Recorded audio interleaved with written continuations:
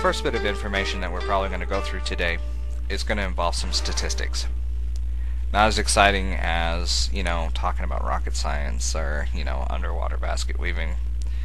But today, statistics are key. Epilepsy affects 2,700,000 people in the U.S.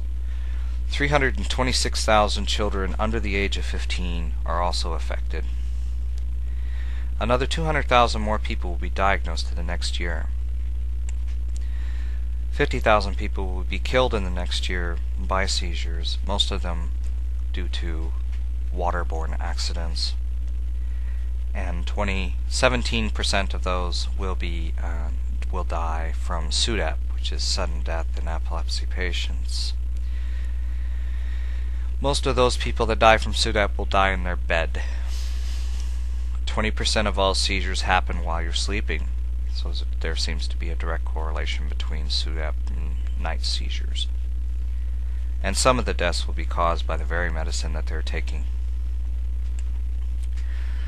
Now that we got past our statistic run there, I'd like to let you know that a lot of good information is available on a lot of the videos we've put out as far as various small things to be aware of. I'd like to touch base a little bit on the first aid CPR method, and just wanted to let you know that typically people that take CPR first aid are not generally prepared to be a first responder to somebody having a tonic-clonic seizure, or grand mal for those of you that are new. Tonic-clonic seizures are not the only seizure a person can have. They can have a partial as well. Partials have many different little things that they do, but they're not nowhere near as obvious as the tonic-clonics are. A lot of people who are witnessing their tonic-clonic, or especially their first one, even if they've had training, would be pretty shocked as to what they see. A lot of times this causes the person to freeze. In a lot of the information and trainings that I've witnessed and seen and read, they don't include the human error factor into what would happen to the individual that, the observer. What about that person? That person is a human, just like the person that's having the seizure. A lot of people act in shock and surprise and don't know what to do, and they're not even sure if the person is having a seizure or what's going on. So typically they freeze. And in that time that they're freezing, then this person is having a seizure is not getting helped. So in our trainings we try to advocate that people, if they freeze or don't know what to do, or they're scared or they're uncertain of what's happening, just to go ahead and call 911. Another really good time to call 911 is if they're not wearing a med alert bracelet or if they're pregnant. And if you're a stranger and you got no clue, call. Don't hesitate to call 911. That's what those people are for. They're specially trained. I would really hope to advocate that you would take the time and chill out with the person until medic shows up, and it can take over from there if you're in a hurry or too busy. Wanted to get that out of the way because it's a pretty important little thing that when you're dealing with anybody that has seizures, is to be aware that sometimes it could be too much for you to deal with, and that's okay. So don't hesitate to call 911 anytime somebody's having a seizure and it's just out of your realm of reality. The other talk we're gonna kind of continue on with the talk and talk a little bit about the foundation and what do we do? Well, the first thing we are is in Alaska. We are right now as it stands, the only foundation in Alaska that's offering direct support to specifically direct support for people with epilepsy. We provide groups, funding for things such as trainings. We're going to be setting up to get with the CPR first aid people to enhance their seizure training. We will be also looking to open a clinic here in Alaska in 3 to 5 years. This clinic is going to be unique in its own way because we are actually going to be using a panel of doctors to work with people that have seizures. That way you're getting more than one opinion.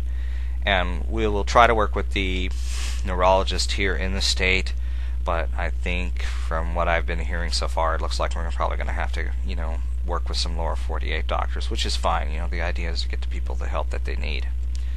We'll also, in kind of a longer term project, we're going to be opening a clinic in the lower 48 for more severe people, more severe cases that need something more aggressive than just a panel of doctors to look at you. We understand how difficult it is for a parent to look at their child having a seizure. It's traumatic, it's terrible, and as a parent myself, and having had gone through that myself, it's no fun, and you feel so helpless, and there's no one to turn to, and there's no one to talk to, and nobody understands. And here at the Foundation, we're developing up a group here so people can get together and talk and have the support that's necessary. Also, parents need breaks too, and a lot of kids that have epilepsy have got to be constantly watched, as you well know. So we're trying to work on getting a group of parents together that can help watch each other's kids so people can get a break. We also are going to be working directly with epilepsy patients, bringing them in and bringing their cases in, doing case management, and helping to assist with trigger control. And we're also going to be doing some research here as well.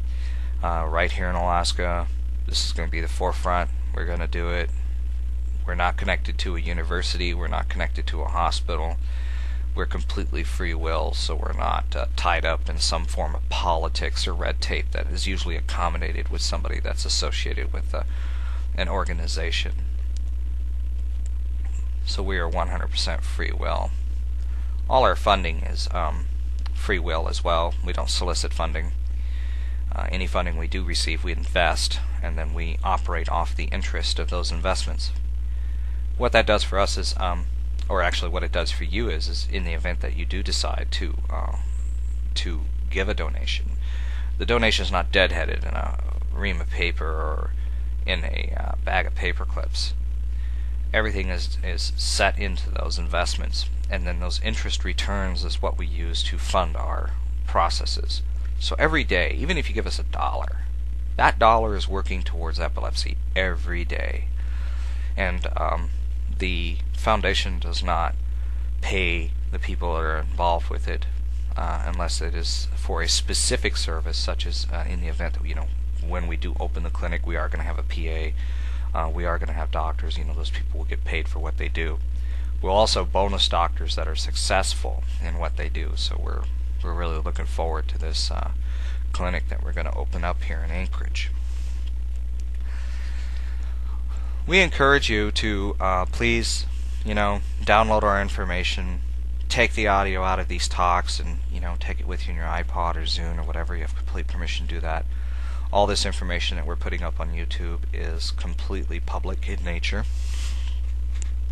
If you need more specific information, you can email us, and we have a library of information that we have right now. It's over a gig in size, and we're developing more and more information every day. We're conglomerating all the information that we can find on epilepsy, every article, every paper, everything that's ever been written.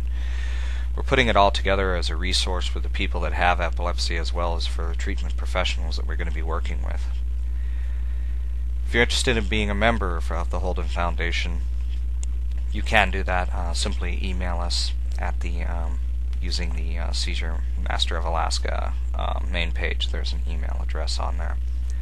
You can contact us at any time. Most of the videos have our phone number posted. If there's any other questions or concerns or ideas, please feel free to step forward and give them to us. We are doing nothing but trying to help the people that are suffering and trying to prevent further suffering from happening.